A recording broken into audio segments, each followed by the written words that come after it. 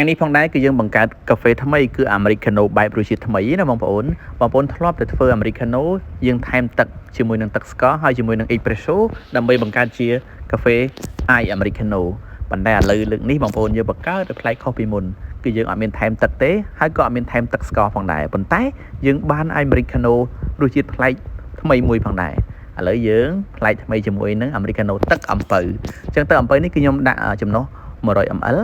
បន្តមកទៀតខ្ញុំដាក់ទឹកកកឲ្យពីងកែវលេខ22អត់នេះមកហើយបន្តមកទៀតបងប្អូនឡើយនេះ espresso នេះឃើញបងប្អូនឃើញទេលំហូរទឹកគឺខាប់ល្អមែនតើអញ្ចឹងយើងដាក់ espresso នេះគឺចំណុះ50 ml យើងចាក់ពីលើមកបងប្អូនឃើញទេតើឥឡូវយើងកូរញ៉ាំទាំងអស់គ្នាចង់ដឹងថារសជាតិបែបណានៅពេលដែលខ្ញុំញ៉ាំទៅគឺមានរសជាតិផ្អែមចេញពីទឹកអំពៅផងរសជាតិរៀងល្វីងចេញពីកាហ្វេ espresso ផងប៉ុន្តែរសជាតិឆ្ងាញ់រសជាតិនេះគឺខ្ញុំពិសេសមែនតើចូលចិត្តញ៉ាំមែនតើរាល់ដងខ្ញុំអាសាធ្វើមែនតើទៅលើរសជាតិនេះគឺខ្ញុំមិនដែលបានបង្ហាញនៅលើវីដេអូទេអញ្ចឹងបងប្អូនដែលជាអ្នកលក់កាហ្វេបងប្អូនអាចសាករសជាតិនេះផងដែរហើយរសជាតិនេះបែបណា complete comment ប្រាប់ម្នាក់មួយផងណា